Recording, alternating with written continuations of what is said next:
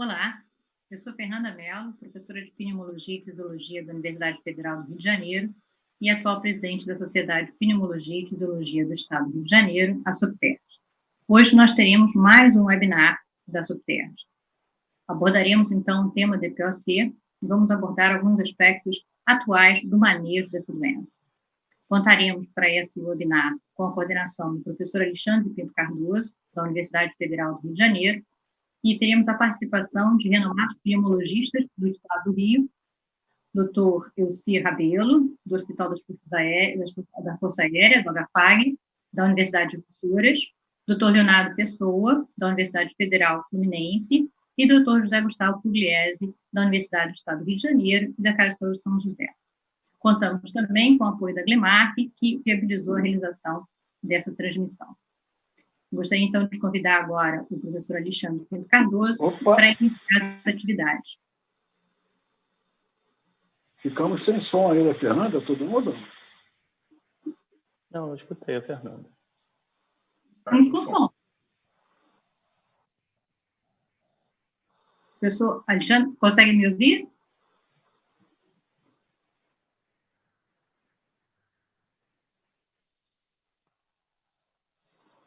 Congelou. Ok. Eu acho que houve algum problema com a conexão do professor Alexandre Pinto Cardoso, então nós vamos fazer o seguinte, nós vamos prosseguir, já convidando, então, o doutor Elci Rabelo, para que ele comece a sua apresentação.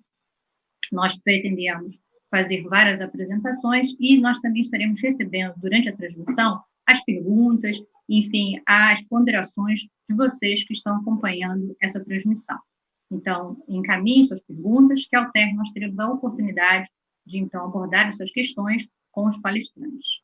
Então, mais uma vez, agradeço muito a participação dos nossos palestrantes e convidaria o doutor Elci Rabelo para iniciar sua apresentação. Boa noite, Elci.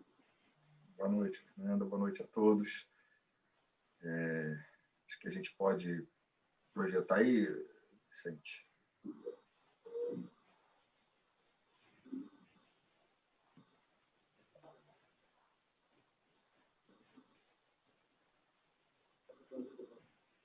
Bom, aproveito para agradecer aí o convite do professor Alexandre, né, e da SOPTERJ, em nome da nossa presidente aí, professora Fernanda, e falar um pouquinho com vocês a respeito dos fenótipos da DPOC. Acho que a gente vai poder ter uma noite aí de discussões bastante proveitosas. Esses são meus locais de trabalho, Hospital de Força Aérea do Galeão e Universidade de Vassouras. Pode passar o próximo, por favor, Vicente?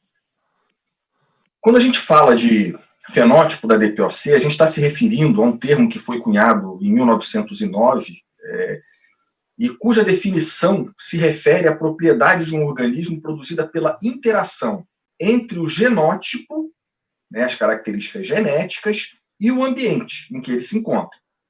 Esse conceito ele é usado para explicar apresentações clínicas específicas de uma mesma doença, né? As apresentações clínicas diferentes específicas de uma mesma doença. E quando a gente fala de DPOC, a gente fala de uma doença bastante complexa e heterogênea. É uma doença complexa porque envolve não só o pulmão, né? É uma doença sistêmica, né? E heterogênea porque cada paciente tem um comportamento diferente. A gente não encontra o mesmo comportamento em todos esses pacientes. Então, isso torna um desafio na hora que a gente vai abordar e manejar esses pacientes e determinar o tratamento para eles, já que eles têm comportamentos diferentes entre si, né? E por que a gente, então, está aqui falando sobre fenótipo e dando importância a isso? Em primeiro lugar, porque quando a gente começa a estudar grupos diferentes de uma mesma doença, nós começamos a entender melhor os processos básicos dessa doença, a patogenia, a fisiopatologia, né? A gente começa a estudar mais pormenorizadamente essa doença. E, além disso, ao agrupar esses pacientes com situações específicas semelhantes, isso vai ter implicações clínicas e terapêuticas também. Então, quando a gente fala de fenótipo na DPOC, a gente está falando de características normalmente clínicas, patológicas e radiológicas, na maioria das vezes, né? E nós vamos usar essa fenotipagem da DPOC para poder definir grupos de pacientes com características comuns que estão relacionados a desfechos, né, significativos. Pode passar o próximo, por favor. Essa conversa não é nova, né? Snyder, em 1989, já construía diferentes fenótipos das doenças obstrutivas, em que ele colocava num diagrama desproporcional, que é esse diagrama de Venn, ele colocava a bronquite crônica, o enfisema e a asma, né, se separadas e, ao mesmo tempo, se juntando com algumas interseções em alguns momentos. Né? Então, isso foi publicado na TS em 1995, e hoje o que a gente está vendo é um avanço desse conhecimento. Pode passar mais um? Não é novidade, né? Essa é uma imagem clássica, eu ousaria dizer que quase 100% das apresentações de pneumonia, de DPOC, essas figuras aparecem do professor Netter, né? E a gente já conhecia esses dois tipos de pacientes, né? Um paciente com perfil emagrecido, uma cor rosada, que cerra os lábios para poder respirar, né? E um outro paciente com perfil mais brevilíneo, que tem muita secreção e tem uma cor acinzentada, arroxeada nos lábios, uma cianose labial. Né? Esses dois pacientes já são nossos conhecidos há muito tempo. A gente já vê isso dentro da DPOC. Mas só que eles sempre foram colocados como prognósticos diferentes, mas com o mesmo tratamento, com parte de uma mesma doença que não se separava na hora de tratar, e sim na hora de ter o prognóstico deles. Um infecta mais, faz hipercapilia mais precoce, o outro demora mais a internar. Então a gente já sabia disso, mas a abordagem era a mesma. Só que isso vem mudando. Próximo, por favor. E o que a gente vê nessa mudança está muito bem refletido nesse slide. Né? No passado, quando a gente falava de DPOC, a gente olhava para a função pulmonar, mais especificamente para o VFUM, volume expiratório forçado no primeiro segundo. Né? E aí dava a gradação de gravidade de cada paciente desse se tratava de acordo com a gravidade de todos os pacientes. Atualmente, esse tratamento ficou um pouco mais estratificado, a partir do reconhecimento desses grupos, desses fenótipos de pacientes, né, com características similares entre si e desfechos que vão mostrar algumas vantagens no uso de uma medicação para um grupo ou de outra medicação para outro grupo. Né? E o que a gente espera é que esse conhecimento continue avançando, né, em direção a um futuro em que a gente vai poder personalizar esse tratamento, em que a gente vai ter marcadores, né, biomarcadores, que vão mostrar para a gente, olha, esse paciente aqui, se você tratar com essa droga, ele vai melhorar. Isso já está acontecendo hoje, isso já é uma realidade, né, principalmente nas doenças neoplásicas de pulmão, mama, né, isso já tem sido feito com mutações, pesquisa de mutações genéticas para individualizar o tratamento e com bons resultados, excelentes resultados. Então, o que a gente espera é que isso continue evoluindo e chegue também na DPOC. Próximo.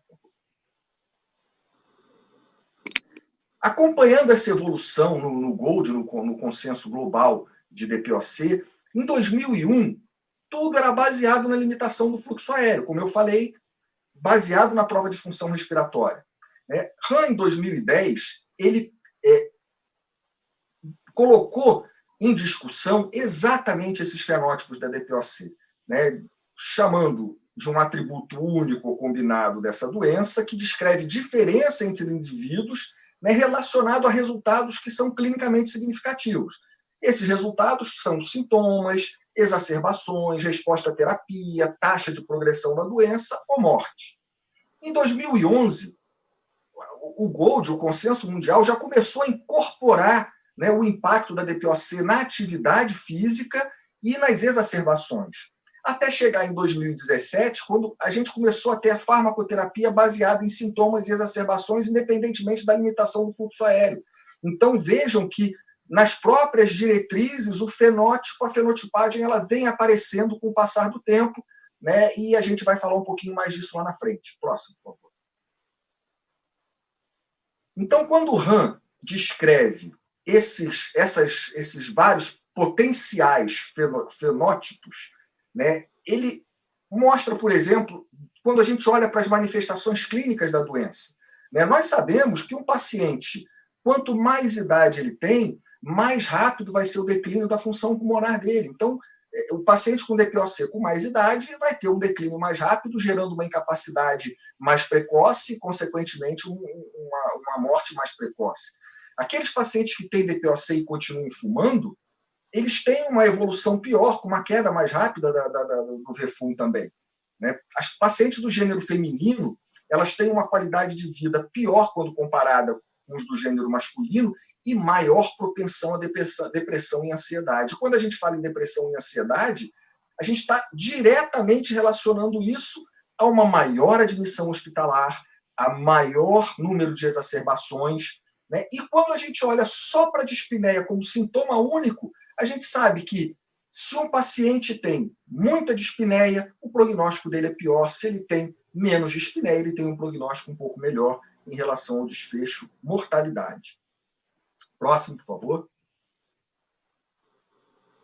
Olhando para as manifestações fisiológicas, né, a gente já usa a espirometria, o VFUM e a CVF de uma forma mais frequente, mas a gente sabe que elas não explicam todo o impacto da doença nos sintomas, na qualidade de vida, na questão da atividade física, né? Mas se a gente olhar, por exemplo, a evolução desses dados, então, se eu tenho um paciente que tem uma queda rápida do VFUM, o que é queda rápida do VFUM? Uma queda de 60 ml, né, de VFUM aí por ano, uma queda mais acentuada do que o que a gente vê normal, 25, 30 ml, nós vamos ver que esses pacientes têm uma maior morbidade, uma maior mortalidade e estão sujeitos a mais hospitalização.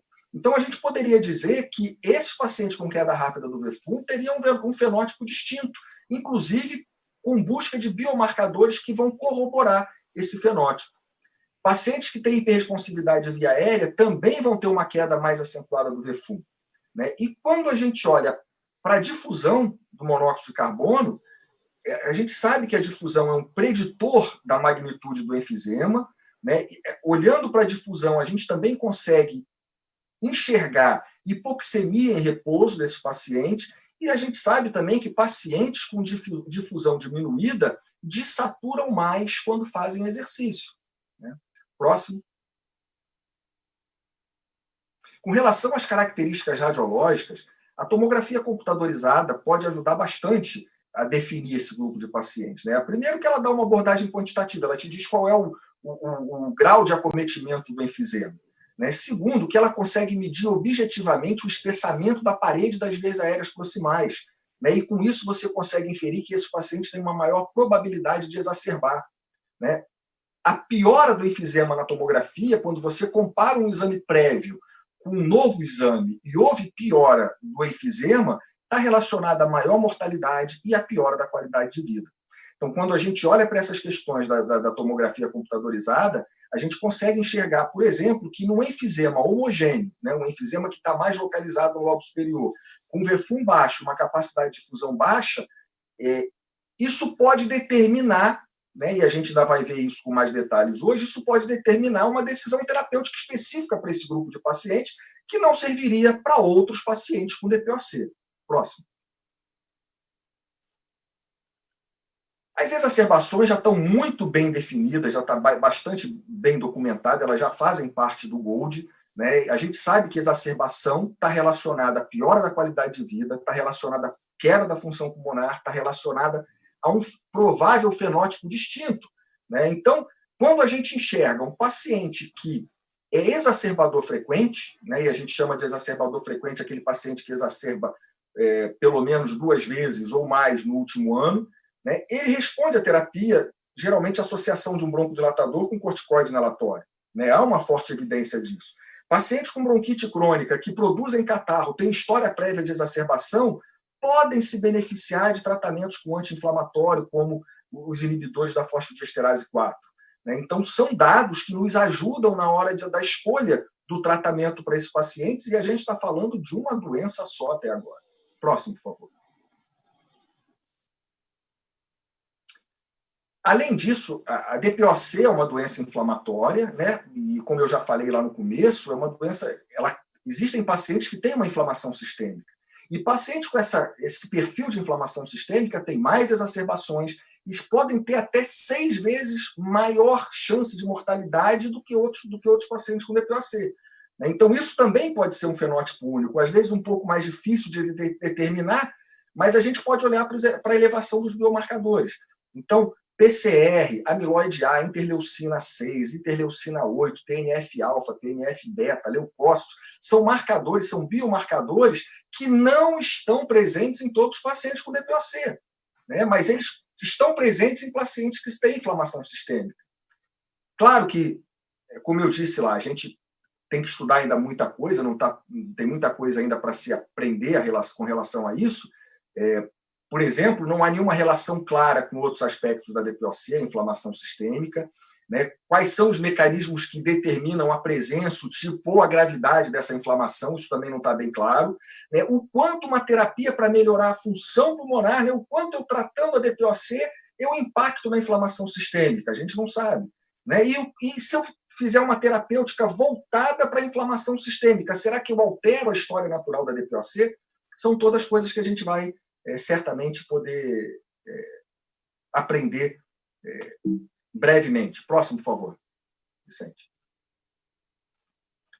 Comorbidades. É claro que a gente olha para um paciente que só tem DPOC, a gente olha para um paciente que tem DPOC e tem uma doença cardiovascular, uma síndrome metabólica, osteoporose, depressão, né, fragilidade muscular, a gente sabe que esses pacientes vão ter um efeito deletério maior na doença deles, né? E pacientes com diabetes, hipertensão, doença cardiovascular e câncer associado a DPOC têm maior risco de morte. Claro, também temos pontos incertos. Temos. Tratamento da comorbidade altera a história natural da DPOC? Né? A comorbidade em si, se eu tenho um paciente com uma determinada comorbidade ou com outra, eu vou tratar diferente esse meu paciente com DPOC? Pontos a serem esclarecidos. Próximo. Então, mostrando o que acontece aí, quando a gente fala de fenótipos, eu fiz uma leitura geral dos fenótipos. Esse autor, em 2017, numa publicação da Mayo Clinic, ele determinou 7 fenótipos que parecem ser bastante interessantes dentro daquilo que a gente busca como situações mais certas em que a gente pode atuar de uma maneira mais individualizada. Pode passar o próximo, por favor. Então, a gente vai falar um pouquinho aqui desses fenótipos, né, e mostrar a importância deles, né? Então, a sobreposição asma-DPOC, o famoso ACOS, né, a gente já sabe que isso existia lá atrás e agora voltou a se dar um novo olhar para isso. São pacientes que têm aumento da frequência e da gravidade das exacerbações, são pacientes que têm uma queda mais rápida do VFUM, hospitalizam com mais frequência e têm maior morbidade e maior mortalidade. Esses pacientes podem ser identificados por critérios maiores e critérios menores. Os critérios maiores, uma prova broncodilatadora positiva, bem positiva, diria assim, né, com um VFUM acima igual ou maior do que 15% e 400 ml, presença de eosinófilo no escarro e história de asma, sendo critérios maiores. Com 2 desses critérios eu já posso dizer que ele tem ACOS, né? Já tem associação das 2 doenças. Ou então, com um desses critérios maior e 2 dos menores, um aumento da IgE total, história de atopia e uma prova broncodilatadora positiva. Né? Nesses casos, é óbvio que eu vou ter que considerar fortemente o uso do corticoide inalatório associado ao broncodilatador. Né? Então, está aqui um fenótipo em que eu posso ter uma mudança no meu desfecho se eu atuar de uma maneira específica nesse caso. Próximo, por favor. A exacerbação frequente também declina mais rapidamente o VFUM, aumenta as hospitalizações, aumenta a mortalidade, aumenta o risco de depressão, né? E a gente identifica esses pacientes, como eu já falei, são aqueles que no último ano tiveram 2 ou mais exacerbações. Né? Nesses pacientes, a gente tem que olhar se eles são exacerbadores, eles vão se beneficiar, isso também já está bem claro, vão se beneficiar do uso de esteroides, né? Pode ser usada acetilcisteína, né, e a otimização da medicação broncodilatadora inalatória para melhorar a expectoração desses pacientes, já que eles exacerbam e têm muita secreção, né, e podem ser usados anti-inflamatórios, macrolídeos, o antifosfodiesterase 4, que podem ser utilizados nas fases mais adiantadas, mais graves da doença. Próximo, por favor. O enfisema que acomete predominantemente o lobo superior, né? Parece que esses pacientes têm um benefício realmente sintomático, né? Depois que você faz uma cirurgia em que você reduz o volume pulmonar. Né? Esses pacientes são identificados por uma tomografia computadorizada em que você encontra enfisema avançado com predomínio nos lobos superiores e um VFUM de menos de 45%, com uma capacidade de difusão de monóxido de carbono maior do que 20%. Nesses pacientes, é importante considerar a possibilidade de cirurgia redutora do volume pulmonar, porque eles vão se beneficiar, eles vão ter melhora dos sintomas dentro da sua doença. Próximo. O paciente com perda rápida da função pulmonar, né? Aquele paciente que tem, como eu já falei também anteriormente, tem um VFUM com uma queda rápida. Né? Esses pacientes são pacientes, às vezes, relativamente mais jovens, que não costumam ter tanta comorbidade, mas têm um estado de saúde nutricional mais pobre. Né? Nesses pacientes, você tem que avaliar a possibilidade de transplante pulmonar, já que são pacientes, né, sem comorbidade, relativamente jovem, é uma possibilidade a ser avaliada. Próximo. A comorbidade, né? Pacientes idosos com DPOC moderada se encaixam nesse grupo.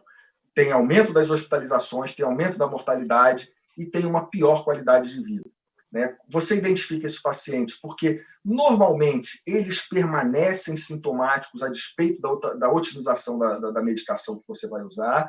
Né? Os sintomas, muitas das vezes, são desproporcionais à gravidade da obstrução. Você vê uma prova de função que nem é tão grave assim, né? E uma obstrução que nem é tão grave assim, mas sintomaticamente eles são muito sintomáticos, né? Eles reclamam de muitos sintomas, tem muita dispneia, e tem uma alta carga de comorbidade, principalmente as comorbidades cardiovasculares. Então, nesses pacientes, você tem que abordar essas comorbidades. Não dá para tratar a DPOC e esquecer de abordar essas comorbidades. É importante ficar atento para isso. Próximo, por favor. O fenótipo de fragilidade física, né, a gente percebe isso naqueles pacientes com perda de massa muscular, que é uma característica da DPOC, né, eles têm alta carga de sintomas, também exacerbam, uma capacidade funcional ruim, né, e uma baixa eficácia em gerenciar a própria doença.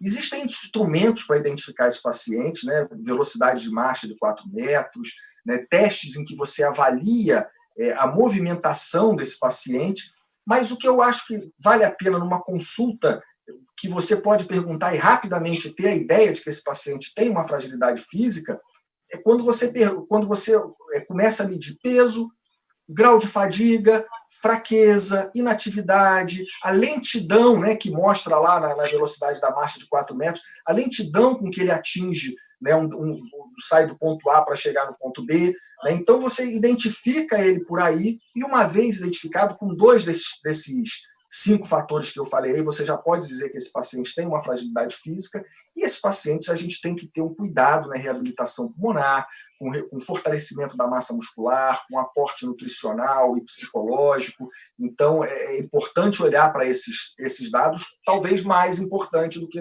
em outros pacientes com DPOC. Próximo, por favor. E o paciente com fragilidade emocional, que também é um paciente que tem mais hospitalização, com qualidade de vida pobre, e também com baixa eficácia de gerir a própria doença. Os questionários são questionários que avaliam ansiedade e depressão, né, mas você pode fazer uma perguntinha muito simples. Né, se ele teve nas últimas 2 semanas medo de ter falta de ar, né, será que você teve medo de ter falta de ar nessas 2 semanas? Então, esse é um dado isolado que pode ajudar você a definir esse paciente com fragilidade emocional. Né? E na hora de tratar esse paciente, é óbvio que você vai ter que dar um apoio psicológico maior, que você vai ter que dar uma abordagem nessa fragilidade emocional, na reabilitação física também, enfim, também é um paciente que requer reabilitação com mais intensidade. Próximo. Bom, dito isso, né, fica muito confortável perceber que o que a gente vê na figura A, ou seja, pacientes com uma mesma doença, mas com características diferentes entre si e iguais também entre si, entre seus grupos. Então você pensa, bom, eu vou pegar esses pacientes e vou fazer o que eu estou fazendo aqui na figura B. Eu vou agrupar esses pacientes em subgrupos. né, fenotipando esses pacientes, que é o que a gente tem buscado, né? E aí, só que quando você faz isso, não é tão simples assim, né? Se fosse assim, seria mais simples, não é, né? Quando a gente olha para a figura C, ela mostra exatamente a dificuldade que a gente tem, né? Você tem aí 4 tipos, o tipo amarelo, o azul, o verde, o vermelho, mas quando você olha para eles, você não vê o amarelo, o azul, o vermelho individualmente, você vê componentes de um subgrupo em outro subgrupo e assim por diante, o que torna muito mais difícil essa separação. Pode passar o próximo? E essa realmente é uma limitação. Mas é inegável o avanço que a gente consegue ver, né? Quando a gente olha para 2006, né, isso é tirado do Gold também, você vê a abordagem toda baseada em estágios pela evolução da função pulmonar, né, da prova de função pulmonar. Quando você olha para 2011, você já vê que o que modificou aí? Você tem exacerbação, você tem sintoma e ainda a prova de função, que agora já não está mais. Em 2019, a gente já está com o Gold, que só está levando em consideração, na hora de estratificar, né, o risco de exacerbação e o sintoma, deixando a prova de função para classificação de gravidade desse paciente funcional, né, separado do que a gente tinha antes. Então, as coisas estão se modificando e é óbvio que, olhando para essa figura aqui de baixo, em que a gente vê, né, ali só tem um tamanho, né, e você precisa, tem 3 indivíduos, 4 indivíduos ali que são diferentes, como é que eles vão usar a mesma coisa? Então, a gente está na busca dessa medicina personalizada, nessa clínica personalizada, em que você individualiza o seu paciente e trata individualmente esses pacientes. Próximo, por favor. Já tem alguns modelos usando esses fenótipos para tratar, né? Então, esse é o modelo espanhol, né, que divide em não exacerbador, em que ele vai usar um broncodilatador de ação prolongada, né, naquele paciente que tem ACOS, em que ele vai usar, além do broncodilatador de ação prolongada, um corticoide inalatório, o exacerbador com enfisema, que além desses, como ele exacerba, ele vai usar um mucolítico, e o exacerbador com bronquite crônica, que por conta da bronquite crônica vai usar os anti-inflamatórios, né, os inibidores da fosfodiesterase 4 e os macrolídeos. Próximo. Esse é um outro modelo também bastante interessante, que dicotomiza, né, em 2 grupos de pacientes, que é o que a gente tem feito já faz na prática clínica, né, em que você pega um paciente que é exacerbador frequente, que tem bronquite crônica, comorbidades, presença de eosinofilia, história de asma, né, e aí você vai optar por uma associação de um broncodilatador de ação prolongada com corticoide inalatório. Quando você olha para o outro lado, né, esse paciente em vermelho, esse paciente vai ter dispneia, enfisema, ele perde a função pulmonar rápida, queda rápida do VFUM, e não tem asma, você pode associar 2 broncodilatadores de longa ação diferentes, né? E se esses pacientes não melhoram, a gente vai fazer o que está sendo exposto hoje, né, uma terapia tripla, né, com 2 broncodilatadores e mais o corticoide inalatório. E se mesmo assim ele não melhora, olha que interessante, a gente, numa ponta, a gente vai pensar em cirurgia redutora do volume pulmonar, reabilitação pulmonar. Na outra ponta, a gente vai pensar no uso de anti-inflamatórios, na oxigenoterapia prolongada, né? Então, vejam que essa mudança já está acontecendo. Próximo, por favor. E para finalizar, eu só queria deixar aqui essa imagem, que eu acho que ela representa muito a forma como a gente lida com essas diferenças, né? Na primeira imagem aqui, à minha esquerda, olhando para a tela, no meu caso aqui, você vê 3 pessoas com objetivos iguais, né? E você está dando para elas a mesma solução. Você tem um caixotinho lá com a mesma altura. Você conseguiu contemplar 2. 2 estão satisfeitos e estão felizes porque estão assistindo lá o jogo deles. Mas o terceiro, que está querendo a mesma coisa, que está na mesma situação dos outros 2, não foi contemplado. Você não conseguiu contemplar todo mundo. Se você sai tentando dar remédio também sem nenhum embasamento, vai acontecer o que está aqui no outro extremo, né? Você conseguiu dar muita medicação para um que conseguiu ficar lá em cima, né? Você conseguiu deixar o outro ali bem e o outro você não contemplou, né? Então, isso também não é o que a gente quer. O que a gente quer é exatamente o que está no meio dessa figura, né? Eu consegui dar a medicação específica para cada um deles e com isso eu consegui atender as necessidades de cada um deles. Transportando, fazendo essa analogia para a DPOC, é exatamente isso que a gente está buscando, individualizar o tratamento e, com isso, conseguir um melhor efeito e um melhor resultado do nosso tratamento para os nossos pacientes. Tá? Era isso que eu queria falar com vocês e a gente depois conversa um pouco mais. Muito obrigado. Posso falar aí? Voltou, professor? Voltei. Obrigado aí por darem continuidade aqui a essa nossa discussão. São coisas da tecnologia, né? Antigamente, a gente lutava contra o sistema, né? Hoje, quando o sistema cai, a gente fica absolutamente preocupado, ao contrário do que acontecia quando eu tinha, por exemplo, a idade do Pugliese. Aí, né? Então, vamos dar continuidade. E agora o professor Leonardo, lá da Federal Fluminense, vai nos falar se essas considerações muito bacanas trazidas pelo Elcir, né, vão desaguar numa constituição prática de dificuldade de condição, né, ou dá para personalizar mesmo a abordagem terapêutica. Por favor, Léo, vamos lá. Parabéns, Elcir, obrigado.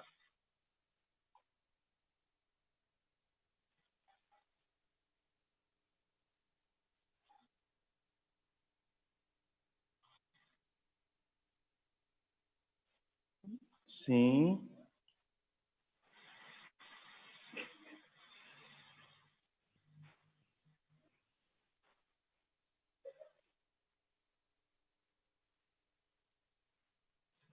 Bem, desculpe. Primeiro, gostaria de agradecer a todos, né? Agradecer a Subterge, agradecer a Fernanda, presidente da Subterge, minha orientadora no doutorado na UFRJ, professor Alexandre Cardoso, pelo convite, foi meu professor na UFRJ também. Agradecer a Glenmark, que esses slides são todos meus, né? Eu os confeccionei, então, assim, não houve nenhuma interferência da Glenmark, então, tinha uma atitude muito elegante e agradeço a confiança. Parabenizar o Elcir, que eu vou fazer uns contrapontos aqui em relação à palestra dele, que foi brilhante, né? E eu concordo em boa parte com o que ele disse, e me coube falar sobre a importância na prática da fenotipagem na terapêutica atualmente.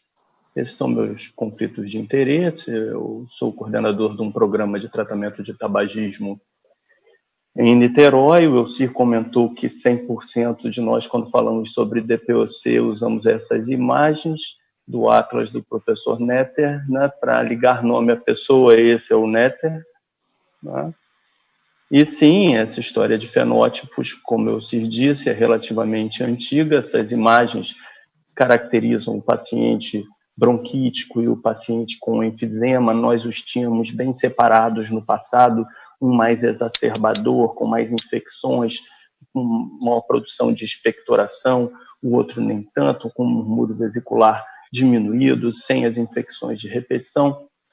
E o tempo mostrou que, na verdade, esses fenótipos, de certa forma, caíram ou reduziram-se de importância, porque, na realidade, a esmagadora maior parte dos pacientes tem características comuns a esses dois fenótipos, né, mesclando os dois fenótipos. Isso, inclusive, contribuiu para a mudança do nome da doença para doença pulmonar obstrutiva crônica, doença que chamávamos exclusivamente de enfisema, que hoje fica reservado para o aspecto histopatológico do comprometimento alveolar.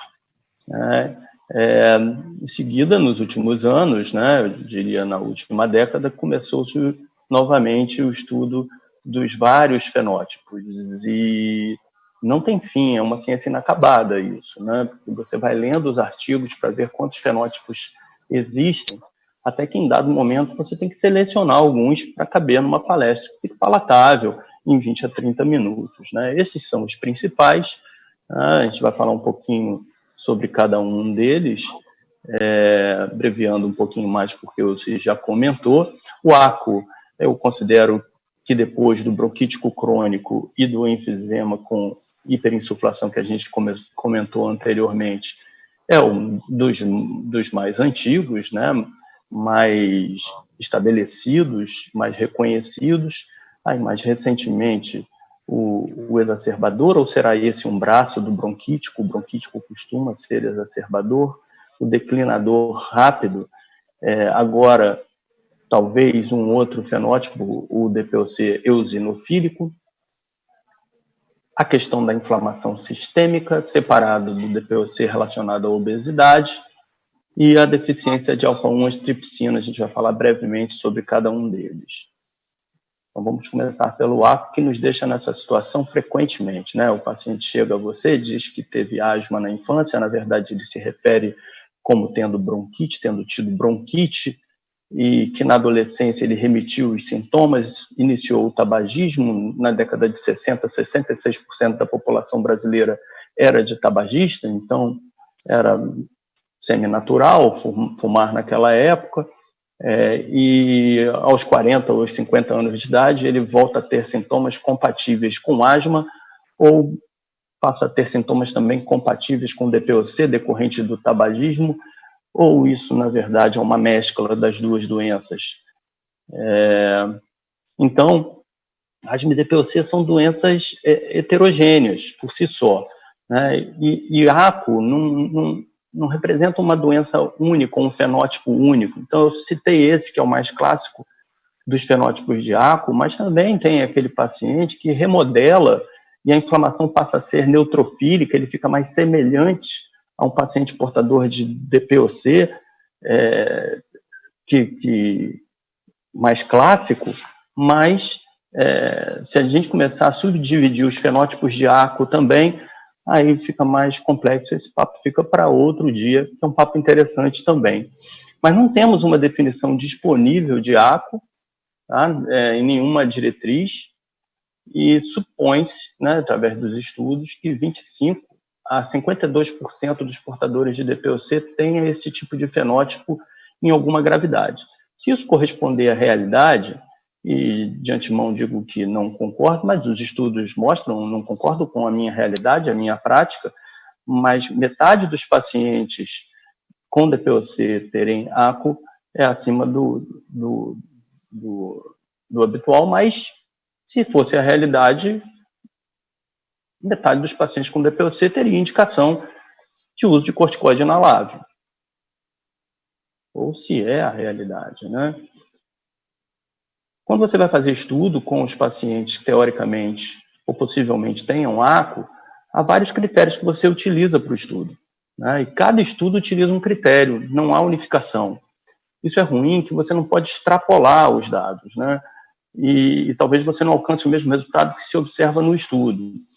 Então, isso acaba dividindo os especialistas, né? Aos que imaginam que a ACO é uma mescla das duas doenças, gerando o início de uma terceira doença, né, que é a ACO.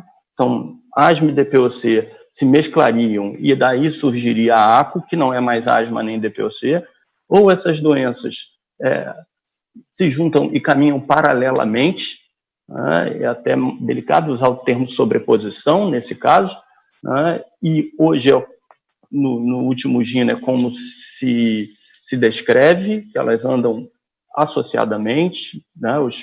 O paciente tem características de uma doença e da outra, e há quem não creia.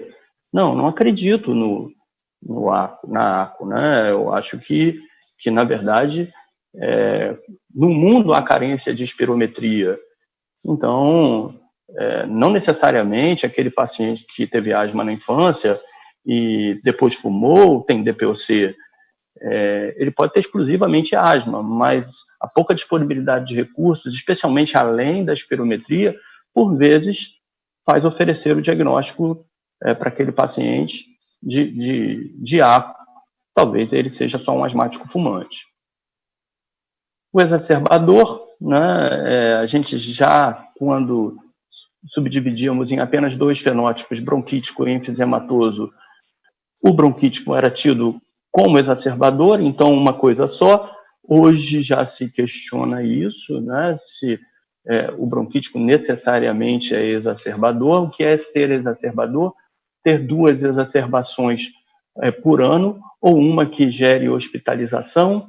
Isso também é complexo, né? Na prática, lembrando que minha fala é sobre a prática, porque o que é exacerbação? Uma variação de sintomas além do habitual do paciente. O paciente frequentemente não chama de exacerbação, leia-se crise, uma piora que talvez nós médicos denominemos como crise, como exacerbação. A internação, tanto pior, por vezes por carência de vaga na rede pública, pode ocorrer do paciente ter alguma indicação de internação, mas ele não ser internado. Deveria ser internado, mas não foi internado. Isso pode ocorrer. Ao contrário, na rede privada, às vezes a disponibilidade de vaga é tamanha que um paciente com uma exacerbação leve, que talvez se pudesse internar, pode, se eventualmente, já vi acontecer, esse paciente está internado no CTI. Então é difícil. E também tem que dar um desconto para o exacerbador e avaliar as razões e as causas de exacerbação além do DPOC, né? Por vezes há bronquiectasias, há refluxo, infecções, insuficiência cardíaca associada, corpulmonária, as vias aéreas superiores, a relação da via aérea superior tá mais forte com a asma, mas a rinite é tão prevalente que o paciente portador de DPOC não está proibido de tê-la. Atopia de maneira geral. Controlando isso, talvez esse paciente deixe de ser exacerbador, talvez. Tá?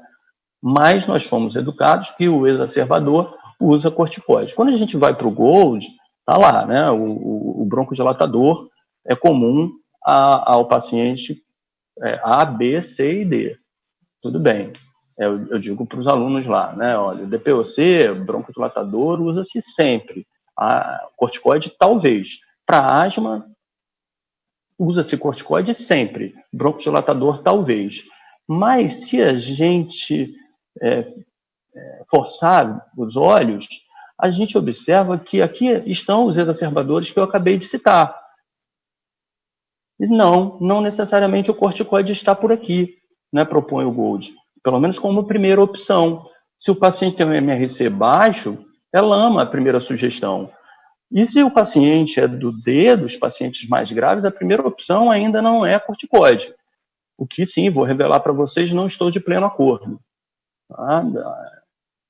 Acho que o GOLD antigo, que tinha aqui há uns 3 anos o corticoide associado ao broncodilatador,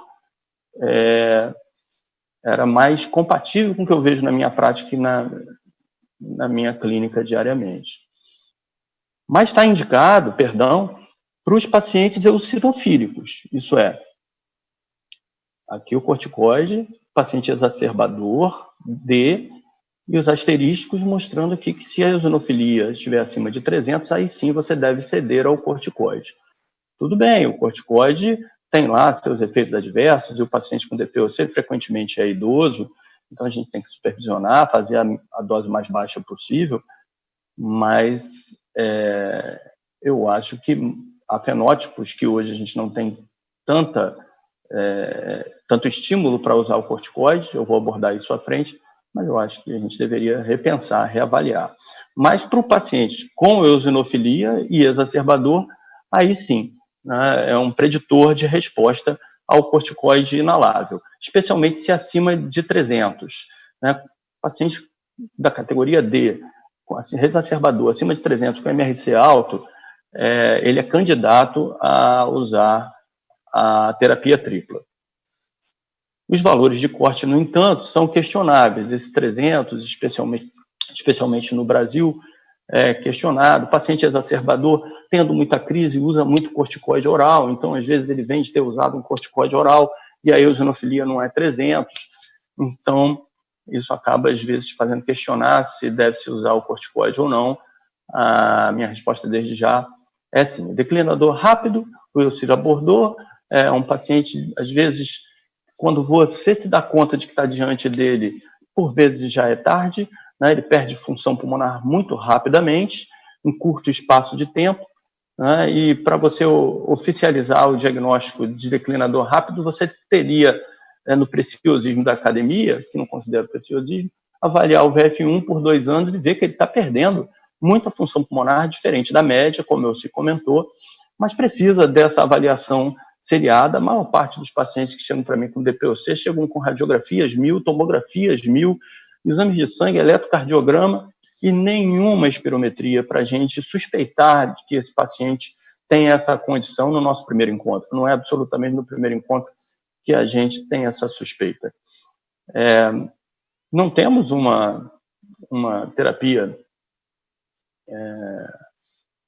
específica para esse fenótipo, mas naturalmente, se o paciente tem essa queda de função, com a queda de função, a tendência é que ele tenha exacerbação e a gente cede ao corticoide, associado sempre aos broncodilatadores, portanto, tem pouca aplicabilidade e sim, a gente já pensa em transplante quando identifica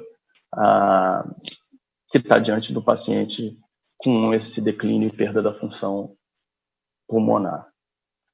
O bronquítico crônico é um clássico, né?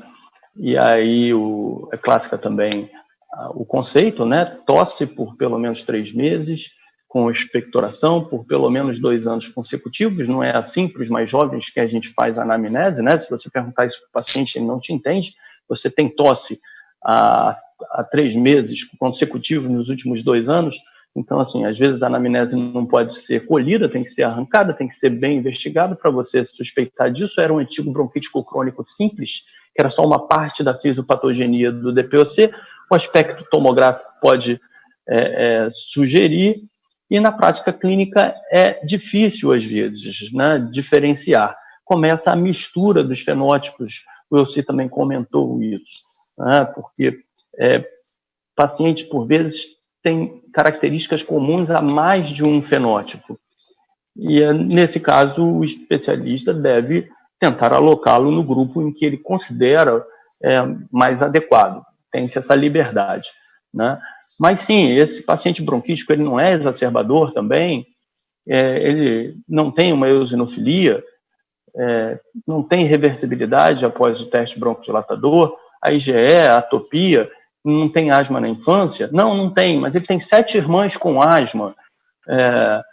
Será que não é asma? Então, às vezes não é simples de você separar o fenótipo. DPOC com a inflamação sistêmica, DPOC é uma doença sistêmica, ele gera inflamação sistêmica, é recheado de comorbidades associadas que dificultam, sim, o controle da DPOC, e tratar essas comorbidades pode mudar o prognóstico, pode mudar o fim da história do paciente, mas, assim, não sei se deveria ser chamado de fenótipo. Qualquer doença que um determinado paciente tenha, em que ele tenha meia dúzia de outras doenças, se não por mim, eu preciso de ajuda que outros especialistas, se não tenham competência, para controlar essas outras doenças, porque, sim, o tratamento deve ser holístico e compensar uma doença, provavelmente, eu diria que certamente, contribui para o controle de todas as doenças e para a melhor qualidade de vida do paciente. Bom, se questionamos se o anterior deve ser chamado de um fenótipo e que tem essa associação com as questões inflamatórias, DPOC, obesidade, é doença, é inflamação, deveria estar no grupo anterior, não há por que separar, talvez, né? Mas o paciente tem pior prognóstico e, sim, é matemático. Se você consegue trabalhar e reduzir a obesidade, você melhora o prognóstico desse paciente. Enfisema por hiperinsuflação, estava lá no néter, né? O paciente tem dispneia, intolerância ao exercício, é muito característica essa intolerância ao exercício, né? Sinais de hiperinsuflação é a razão da intolerância ao exercício e tendência ao baixo índice de massa corporal. A gente citou a questão da obesidade, né? É claro que eu tenho pacientes obesos, DPOCs ou não, mas meus pacientes com DPOC, em geral, não são obesos. Tá? Não é o mais comum. Tá? Sim, você pode comprovar, se disponível através de provas de função pulmonar, pletismografia, o teste de difusão. Isso te dá mais segurança em definir que esse paciente é enfisematoso com hiperinsuflação. E sim, esse fenótipo tem relação, é preditor de mortalidade. A deficiência de alfa-1 antitrypsina é um enigma, não deveria ser, mas talvez todos esses fenótipos que a gente comentou anteriormente, em todos eles a gente possa flagrar a deficiência de alfa-1 antitrypsina. É um DPOC que você suspeita que possa ser o caso do seu paciente quando ele é panacenar e mais evidente nas bases pulmonares, diferente do clássico, é mais precoce, então os pacientes mais jovens, não é? É o que te faz suspeitar. O paciente quase sempre é tabagista, né? Tem um pior prognóstico, importância terapêutica, porque você tem uma droga para repor, nesse caso, e melhora o resultado em obstruções leves. Tá? A Alpha-1 Foundation diz que se a terapia de reposição fosse 100% segura e efetiva, fácil de ser administrada, de custo acessível e ao alcance da maioria dos pacientes depois de dosagem, sem dúvida deveria ser prescrita universalmente. Tá? Mas isso independe do fenótipo e faz questionar se esse é um fenótipo. Né? Talvez exista essa mesma situação em vários dos outros pacientes que a gente citou, outros fenótipos, melhor dizendo. Então, assim, muda o tratamento. Esses fenótipos são os que eu interpreto como mais próximos da indicação do uso de corticoide. Ou melhor, para o ACO, o tratamento padrão ouro é corticoide. Né? O Gino e o Gold dizem, trate inicialmente como se asmático fossem. Né? Para o paciente eosinofílico, também hoje é aceito sem muita discussão de que é um preditor de uso do corticoide. Para os demais, questiona-se hoje se o corticoide vai trazer benefício significativo. Eu, pessoalmente, uso para esses grupos também. E se assim for, e eu tiver razão, esses 5 fenótipos têm tratamentos muito semelhantes. Né? Então, a aplicação na prática se reduz.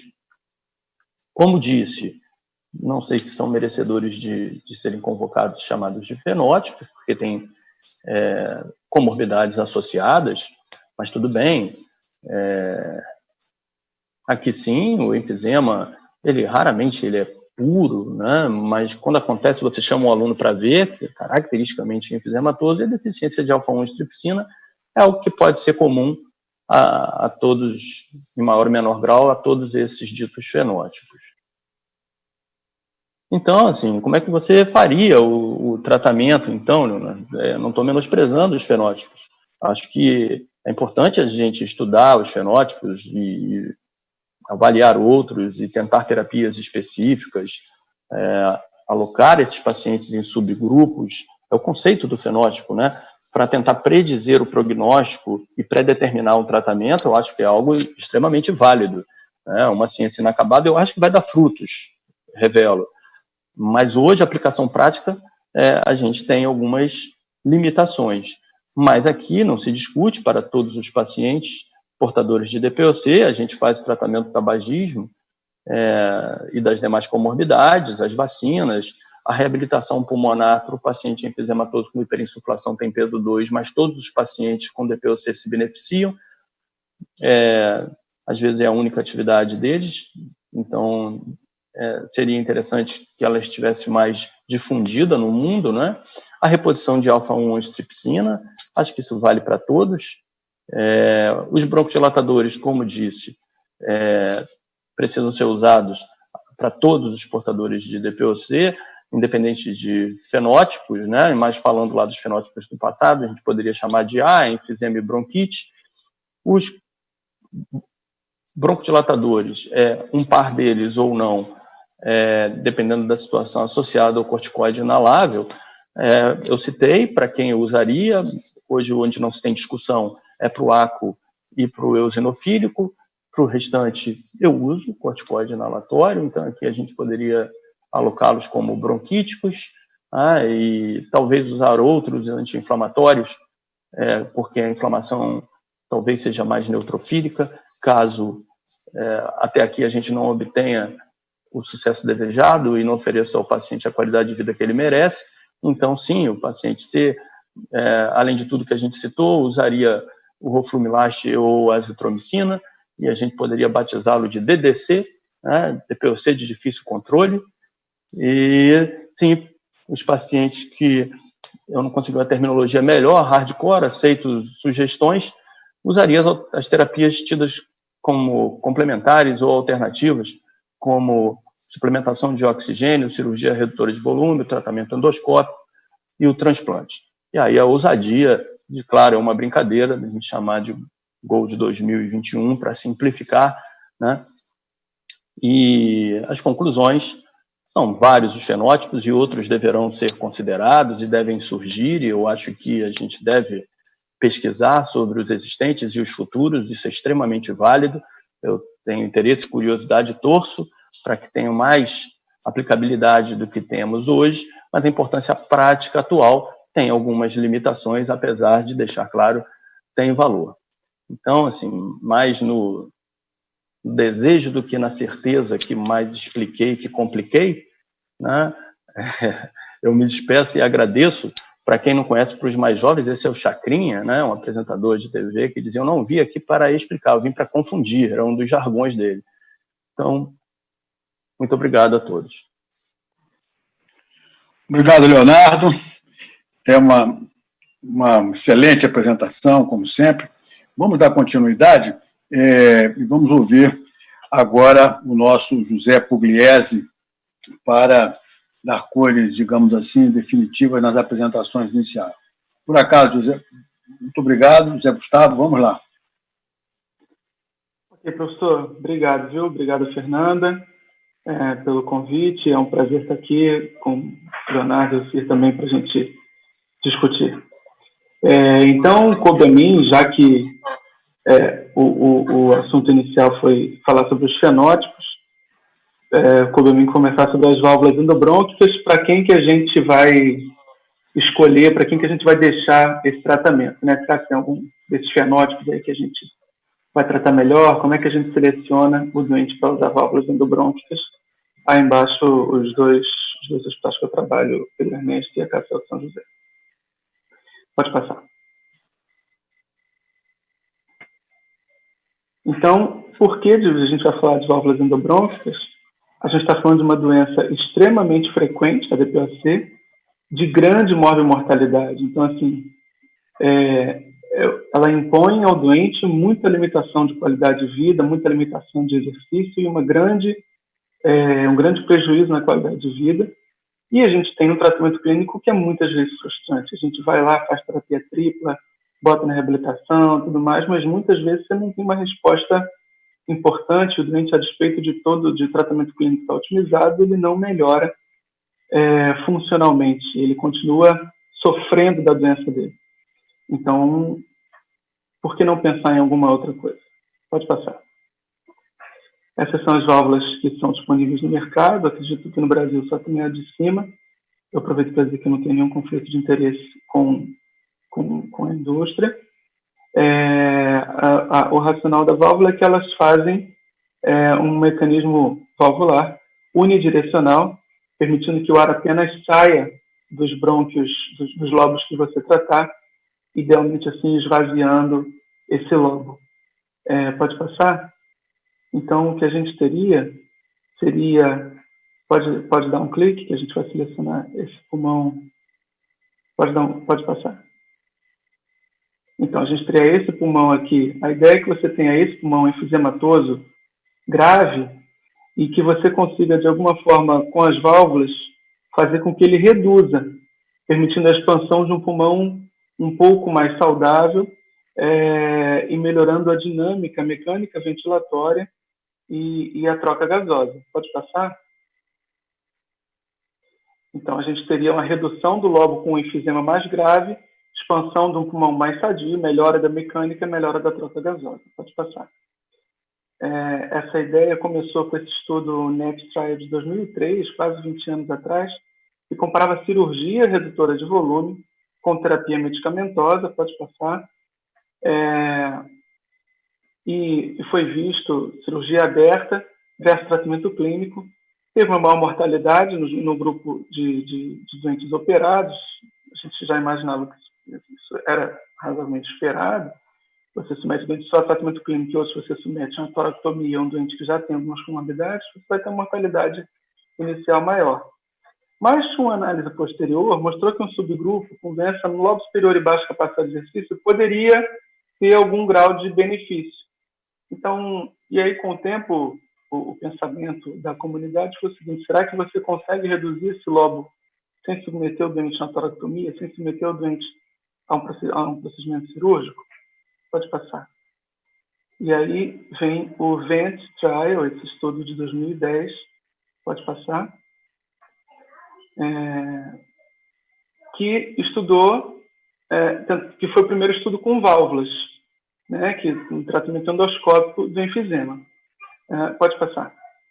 E aí ele mostrou benefícios muito marginais entre os doentes tratados com válvula e tratados com grupo controle, em VF1, teste caminhada de 6 minutos, nos questionários de qualidade de vida. Mas uma análise posterior, pode passar, mostrou que os doentes que tinham um enfisema heterogêneo, pode passar, os doentes que tinham um enfisema heterogêneo e a fissura completa tinham respostas melhores. Então, será que está se identificando dentro do subgrupo de doentes com enfisema um outro subgrupo mais específico ainda de doentes que podem se beneficiar, colocar válvula, reduzir o lobo do enfisema, que seriam os doentes com a fissura completa e com enfisema heterogêneo? Pode passar. E aí a gente tem essa conclusão do VENT Trial, que o tratamento com válvula unilateral resulta numa melhora modesta, mas que talvez um subgrupo possa ter um benefício maior, que é o doente com enfisema heterogêneo. Pode passar. E aí a gente tem esse Believer, de alguns anos depois, que já testou doentes com enfisema heterogêneo e fissura intacta. E fez um estudo funcional também, durante a broncoscopia, para ver se a fissura era intacta mesmo. Entretanto, já estava lá e ele acabou tratando mesmo os doentes que o estudo funcional mostrou que a fissura não era intacta. E ele viu, pode passar, que, de fato, os doentes que você conseguia mostrar que o N é muito baixo, pode passar. O N é muito baixo, mas ele viu que se você excluía os doentes que tinham ventilação colateral funcional ao estudo, você tinha benefícios melhores, resultados melhores. Ou seja, talvez medir funcionalmente a ventilação colateral fosse algo importante. Qual a ideia disso? Se você está tentando ocluir um lobo pulmonar, é importante que a fissura seja completa e que não haja ventilação colateral para que você possa esvaziar esse lobo. Senão você não vai conseguir esvaziar esse lobo, ele vai continuar sendo realimentado por essa ventilação colateral do lobo restante. Tá? Então, foi-se ganhando esse entendimento de que era importante não haver ventilação colateral e tinha essa forma funcional de você detectar isso, que era pelo sistema Chartier, a gente vai ver já. Pode passar. Esse outro estudo de 2015 também, chamado STELVIO, pode passar, foi o primeiro estudo que excluiu, de fato, os doentes com ventilação colateral funcional, ou seja, ele botava o dente na broncoscopia, via se tinha ventilação colateral, e se tivesse ventilação colateral, ele não prosseguia com o procedimento. Viu que tem ventilação colateral, aborta o procedimento. E foi um estudo mais positivo, com mais eventos adversos também. Por quê? O evento adverso principal é o pneumotórax, que é relacionado à redução aguda do volume. Então, assim, se você tratou bem o doente, se o procedimento foi efetivo, é possível que ele gere pneumotórax, vai ter 25 a 30% de chance de ter pneumotórax. Não tem algumas explicações, talvez comprimento de bolha, ou alguma aderência da pleura quando o pulmão murchou, ele acabou fazendo pneumotórax, ou o lobo remanescente não expandiu totalmente, fez o pneumotórax ex vácuo. Ou seja, o fato de você ter pneumotórax é quase um marcador de que o tratamento vai funcionar. Não é o que você deseja, mas é quase um marcador de que o tratamento vai funcionar. Então, os doentes, quando você vai selecionando melhor os doentes nos estudos, a taxa de pneumotórax foi subindo. Pode passar. Aqui são os resultados do STELVIO, de que teve bastante melhora em VF1, CVF e na teste caminhada de 6 minutos. Pode passar. E mostrando que ele teve mais pneumotórax no grupo tratado. Pode passar. Então, o que é o sistema Chartier? Que é esse sistema da gente checar dentro do exame, no começo do exame a gente faz isso, e se você consegue detectar que há ventilação colateral, você para o exame e nem abre a válvula. Acaba o exame, acorda o paciente e explica que ele não é candidato para a válvula. A gente, claro, que tem uma análise prévia da tomografia, que você consegue identificar a integridade da fissura. Então, se você tem uma fissura de 40%, você nem coloca a frente na válvula, no procedimento.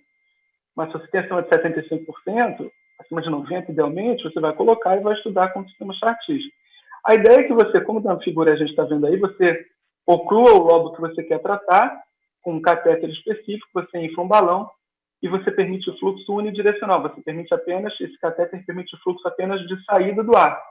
Então você simula o tratamento e tem um sensor de fluxo na outra ponta do catéter que vê se o fluxo está diminuindo, ou seja, se o lobo está esvaziando. E aí isso mostra a ausência de ventilação colateral.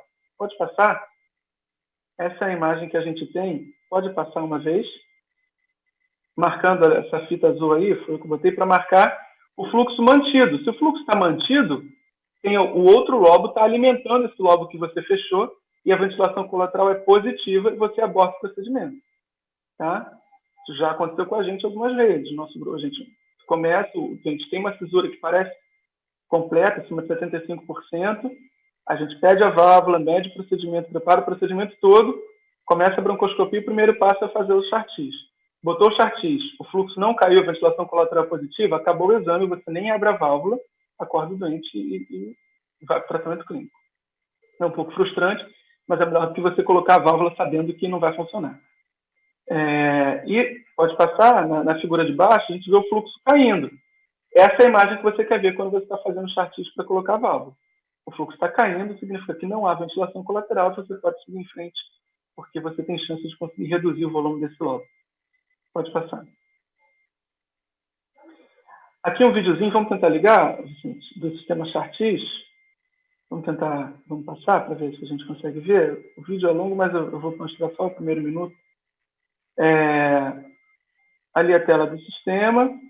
A gente passa o catéter pelo canal do aparelho. E vai...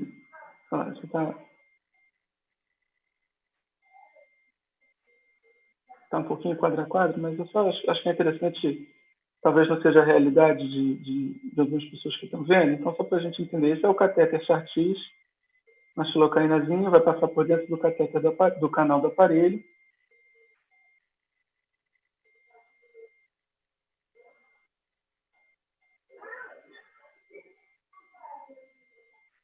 E aí vai ligar a outra ponta do catéter no sensor de fluxo. Tá, o catéter está saindo ali, ó, você pode olhar na tela, o catéter está saindo, você vê a ponta do catéter saindo ali, você vai direcionar, nesse caso a gente direciona para o lobo superior direito, que era o lobo que a gente ia tratar, saiu aquela marquinha ali preta do catéter, o balão está abaixo dela,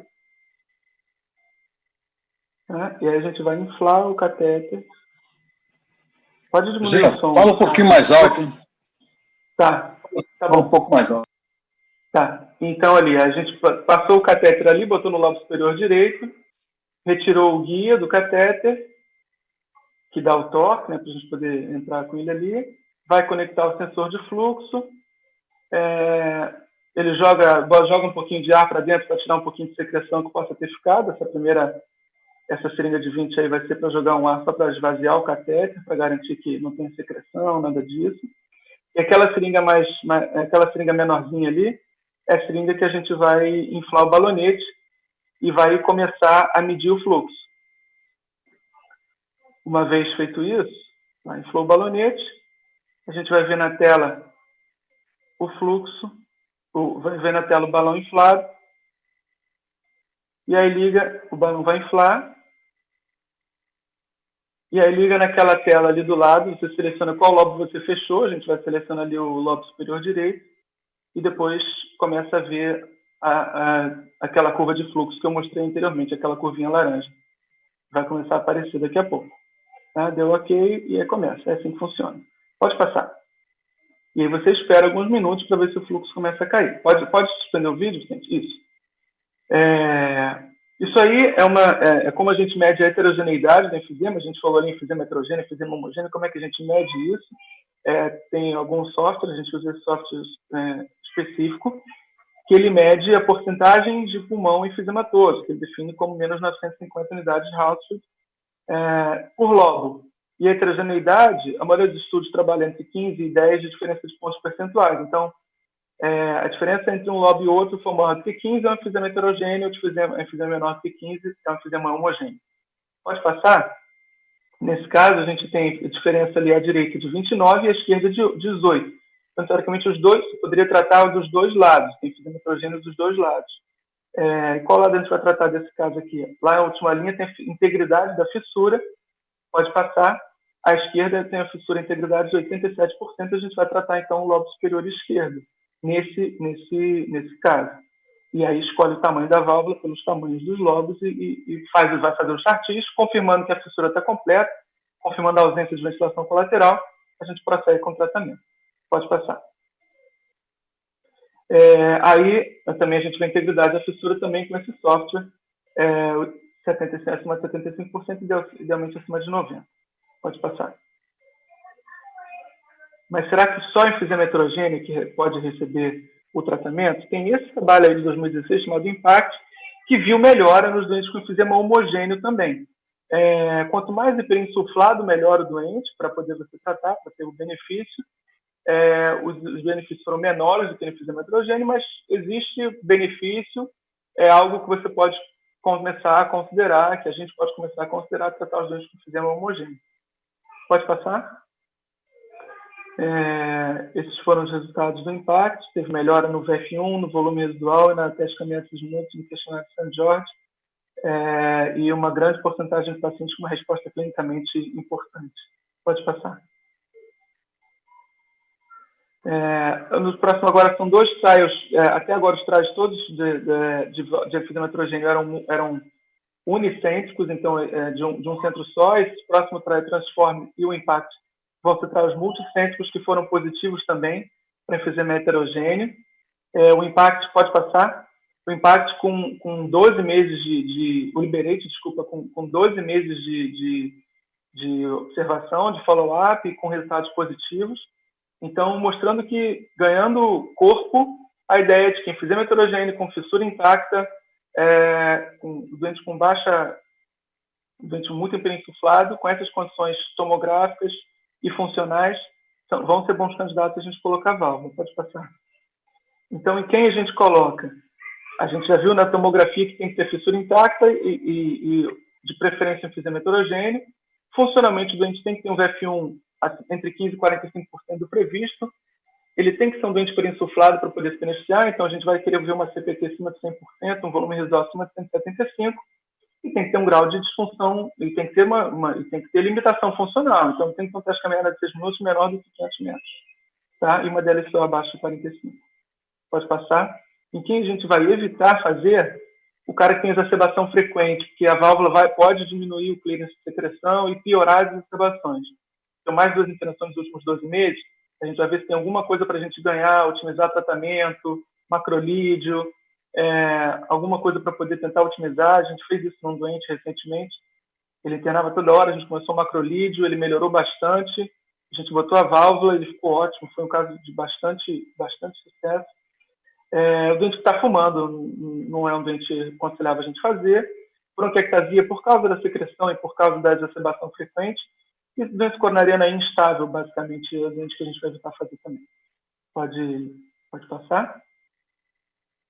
De evidência atual, então, com todos esses trabalhos, a gente tem o GOLD desse ano com evidência A para a válvula já, em pacientes selecionados com enfisema avançado, os coils que não tem no Brasil, evidência B, que são molas que você coloca para tentar ter o mesmo efeito, mas tem bem menos experiência clínica, tanto fora do Brasil. No Brasil não tem, mas assim, fora também a experiência clínica, o número de trabalhos é bem menor. Isso é uma evolução, a evidência A, no passado era evidência B, então assim, os trabalhos têm mostrado que, de fato, a gente está caminhando para um tratamento que pode passar a ser mais utilizado e mais pensado pelos pneumologistas em geral. Pode passar? Vamos tentar colocar esse vídeo aí, Vicente. Esse é um vídeo da gente colocando uma válvula, tratando também um lobo superior. Então, o aparelho tem que ter um canal de 2.8, a gente coloca no lobo superior, por exemplo, direito. São 3 segmentos, a gente vai colocar 3 válvulas, Uma para o segmento apical já foi colocado, o segmento posterior já foi colocado, a gente vai estar filmando agora a introdução da válvula no segmento anterior do lado superior direito. A gente sempre deixa o segmento mais fácil por último, então o mais difícil nesse caso aí, que é o apical, foi o primeiro a ser colocado. A gente avança com o catéter de delivery, no catéter de entrega da válvula. Essas marcações ajudam a gente a ver a posição que a gente vai disparar a válvula, e você vai puxando o catéter e vai armando a válvula está montada ali dentro do catéter, está puxando o catéter e a válvula se monta ali sozinha e ficou naquela posição. Se ficar ruim, você tem que pegar uma pinça, tirar ela, montar, enfim, não precisa. Então ficou ali, você está vendo ali 3 válvulas, segmento apical, anterior e posterior. Essa a gente conseguiu ver imediatamente ela funcionando. Não sei se você vai conseguir ver, porque está um pouco quadro a quadro, mas ela já começa a aparecer um pouquinho de peixe ali, ela abrir e fechar. Você já vê, é bom você não ficar aspirando muito, mas assim, quando você olha ali, dá vontade de aspirar para ver funcionar, mas mesmo você vê ela abrindo e fechando, a válvula está funcionando. Então, é um resultado bastante satisfatório. Pode passar. Isso aqui é só um guideline sobre pneumotórax associado à válvula, que é uma complicação que quanto melhor você seleciona os doentes, mais você vai ver, porque a redução volumétrica gera o potencial mecanismo gerador disso. Você pode só observar, pode drenar, ou pode eventualmente ter que tirar uma válvula ou todas. Você começa tirando a mais proximal, se não melhorar, você tem que tirar todas as válvulas. A gente não precisou ainda tirar a válvula, mas assim, já teve gente que a gente ficou drenado um bom tempo. Pode passar. Esse raio-x, inclusive, é um paciente do professor Alexandre, que a gente fez, deve estar fez um ano agora, né? Fez um ano no começo do ano. A paciente que fez um pneumotórax, que drenou, precisou de um tempo para drenar. Pode passar. Mostrando que, importante, pneumotórax do lobo superior esquerdo, quer dizer, o pneumotórax à esquerda, a gente tratou o lobo superior esquerdo, depois no raio-x pré-alta você já via telectasiando o lobo superior, sem pneumotórax, e a doente, o professor disse para a gente que ela teve uma boa resposta clínica e funcional, ela já saiu se sentindo melhor. Pode passar. Essa aqui são as provas de função do doente que eu falei anteriormente, aquele paciente que a gente tratou, preparou para poder botar. Ele tinha funcionalmente antes, pode passar, 8,28 litros de capacidade total, 8.300 de capacidade pulmonar total, capacidade pulmonar total, 5.200 pode passar de volume residual e 950 ml de VF1, pré-procedimento. No procedimento, a gente colocou as válvulas, ele fez um pneumotórax, foi dificílimo o tratamento, a gente esticou um pouco a quantidade de dias, que é o limite lá pelo guideline para você ter que tirar a válvula. Estava discutindo o caso com o Hugo, que é lá do Sul, pioneiro, autoridade internacional na válvula e que discute sempre com a gente, ajuda a gente pra caramba, veio aqui fazer procedimentos com a gente várias vezes. Pode passar. E a gente manteve a drenagem e conseguiu ter sucesso mantendo as válvulas. E 3, 4 meses depois, eu repeti a prova de função dele, ele já tinha caído, pode passar. A capacidade pulmonar total já tinha reduzido para 7.200, o volume residual tinha reduzido, ou seja, a gente conseguiu diminuir a hiperinsuflação do doente e conseguiu, pode passar. Que, na verdade, circulando 7,2 de capacidade pulmonar total, pode passar, 4 litros de volume residual, tirou 1,2 litro de volume residual, e com isso, obviamente, o VF1 vai melhorar. Passou para 1,170. Então, assim, a gente teve uma alteração funcional muito expressiva, pode passar. Teve uma alteração radiográfica expressiva também, ele atelectrizou totalmente o lobo tratado, e funcionalmente é outro doente.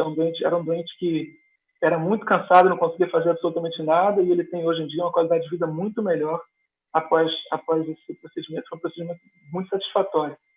A gente ficou muito satisfeito com o resultado. Pode passar. Então, resumindo, qual é o racional? Pode passar.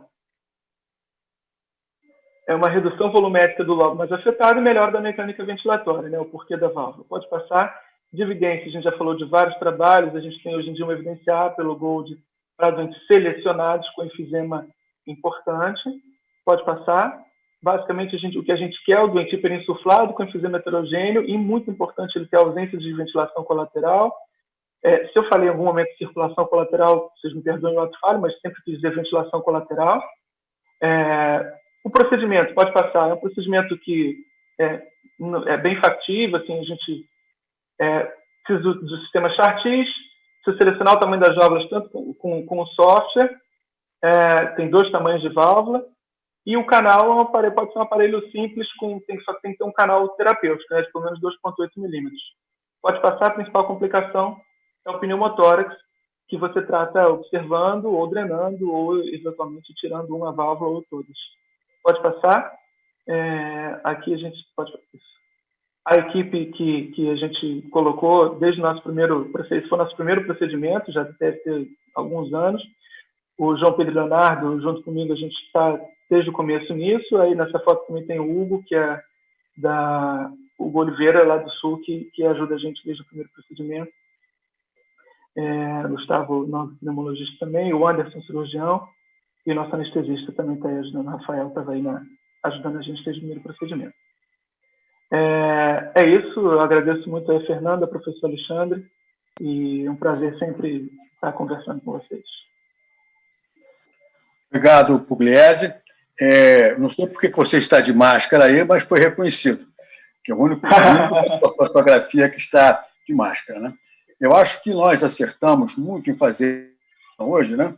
Porque o DPOC afeta cerca de 210 milhões de pessoas por ano, é a 6ª causa de morte por todas as causas no mundo, né? E no século que nós estamos vivendo, trouxe muitas informações de natureza da abordagem dessa doença, seja de natureza terapêutica, oferecendo uma gama de possibilidades, né? Desde a prevenção em relação ao tabagismo, novas drogas desenvolvidas especificamente para o tratamento do DPOC. Mais recentemente, nós passamos a contar com essa possibilidade, até então nós importávamos da asma, e no extremo, do outro lado, aquelas pessoas que não respondem ou evoluem mal, temos alternativa do tratamento endoscópico para melhorar os sintomas e também o transplante de pulmão.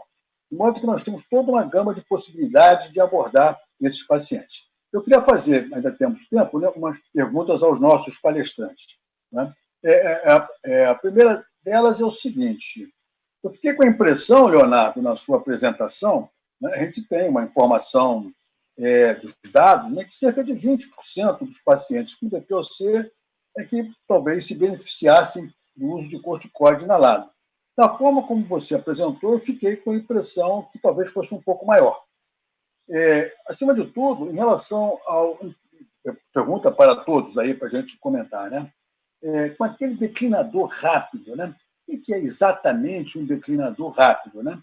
Ele tem cumulativamente mais coisas, ele tem eosinófilo, ele tem secreção, né? Porque talvez a gente esteja aumentando, não identificando claramente esse declinador rápido, né?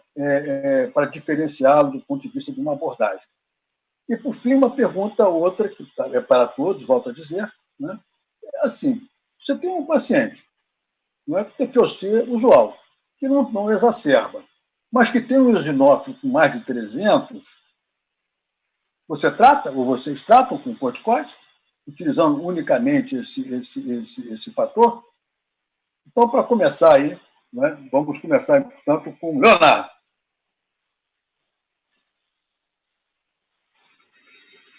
Bom, professor, eu estou no grupo dos mais complacentes com o corticoide, sim.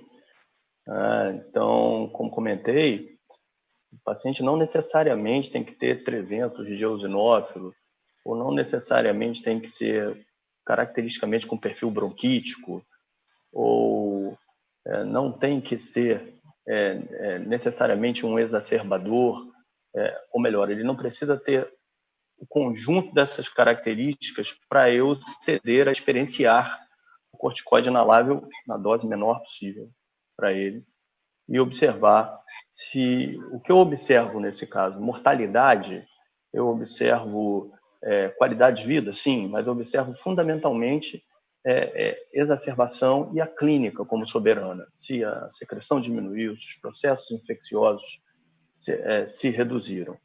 Então, sim, eu não consigo responder que exato percentual dos meus pacientes com DPOC usa corticoide, mas com algum temor de estar equivocado, pelo menos 50% usa sim.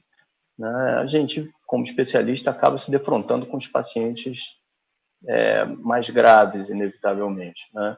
E, então, a gente, possivelmente, mais frequentemente, se aproxima das terapias triplas ou até outras complementares com mais frequência do que o não especialista. O declinador rápido, felizmente, eu não vejo com muita frequência na minha prática. Né? E é real o susto quando ocorre de você se deparar com esse paciente, porque você fica duvidando que a técnica inalatória está correta, de que ele parou de fumar realmente, né? Mas existe, é fato. E como o transplante no nosso dia a dia não é algo fácil, rápido e prático, a gente acaba lançando mão de todas as drogas, tentando evitar uma piora mais acentuada ainda. Tinha uma terceira pergunta, professor?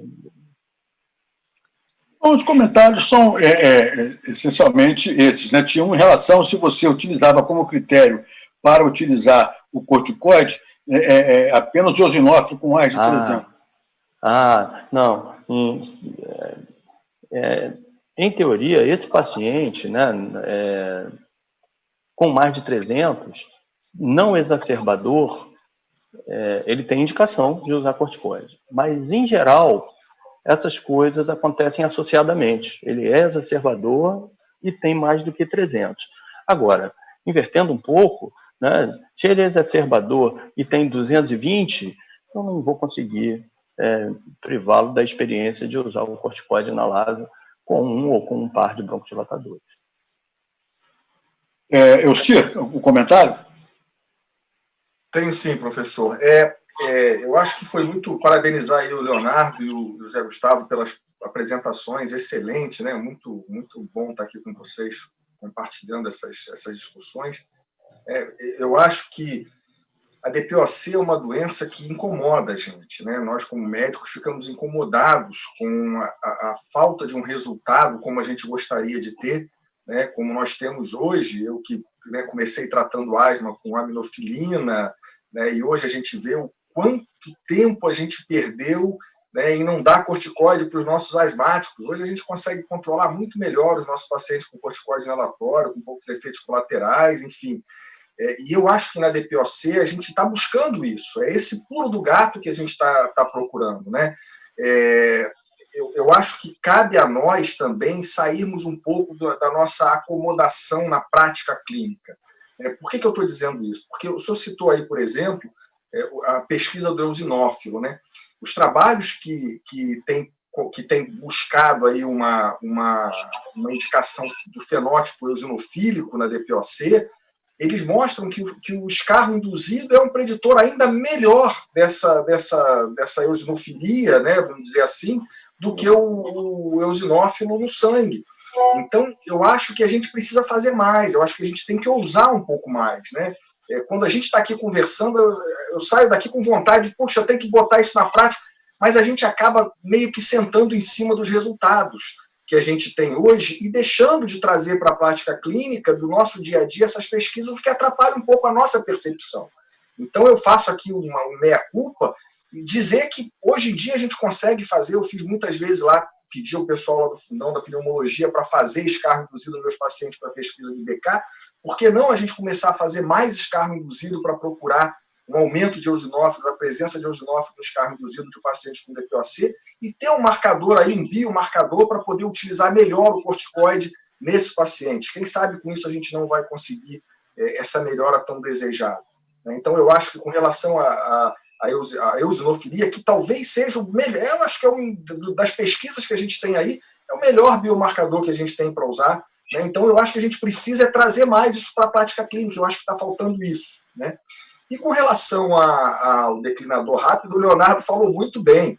Né? Quando a gente bota isso numa apresentação e fala desse fenótipo, fica muito claro. O cara que decresce a função, 60 ml, muito rápido, que você tem que indicar a cirurgia redutora, o transplante pulmonar. Mas quando você traz isso para a prática clínica, não é fácil, porque você tem que esperar o tempo para ele declinar e você tem que perceber nesse meio tempo que ele declinou, né, de uma forma muito grave, e aí você vai indicar um transplante pulmonar, que também não é uma coisa lá muito animadora muitas vezes, né? Então, com todas as dificuldades que a gente tem hoje de fazer transplante pulmonar, então não é uma decisão fácil realmente. Eu acho que esse do declinador rápido é um paciente, um fenótipo que a gente tem que botar naqueles lá que o Leonardo muito bem frisou. Será que realmente isso é uma coisa para a gente olhar com esse olhar tão separado? Será que não teria que buscar neles, o que o senhor sugeriu aí agora, será que não teria que buscar neles outros componentes que pudessem estreitar mais esse fenótipo e fazer com que a gente conseguisse frear um pouco esse avanço do declínio do VFU?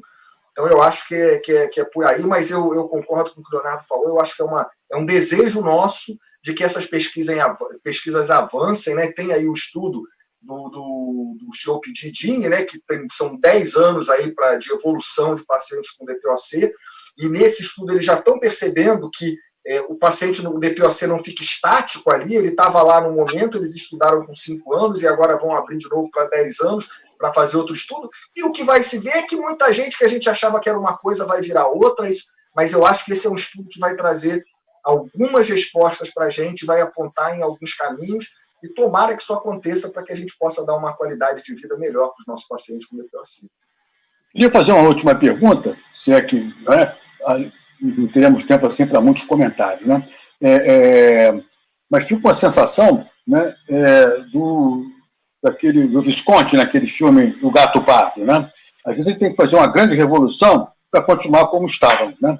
No século passado, nós tratávamos o DPOC com aqueles remédios que vinham da asma, que era a associação de corticoide com broncodilatadores.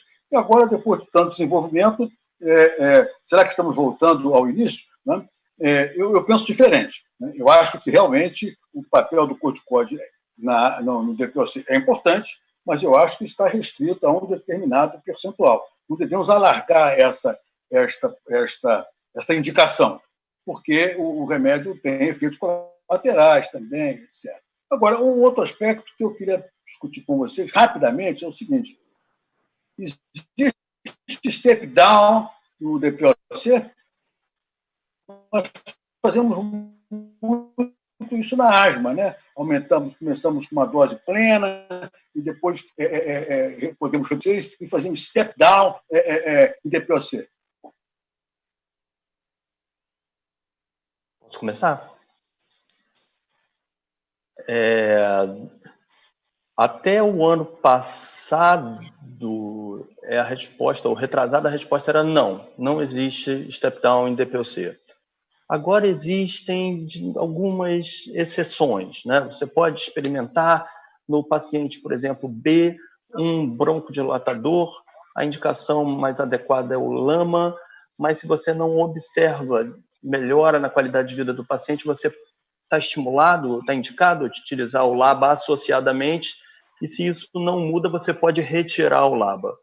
Então, não é exatamente como na asma, bem menos frequente do que na asma, e aí para o paciente que, por exemplo, tem o fenótipo ACO, que é dos fenótipos que mais creio, e do fenótipo que a gente faz mais diferença na prática, é importante você dissecar bem ali e ver se o paciente tem ACO mesmo, ele não tem só asma, porque isso muda completamente a terapêutica. Você vai para os 5 steps da asma, e você muda o prognóstico, e você muda o gasto do paciente. Então, tem que tomar muito cuidado nesse aspecto com esse fenótipo especificamente, mas pouquinho step down no DPOC atualmente.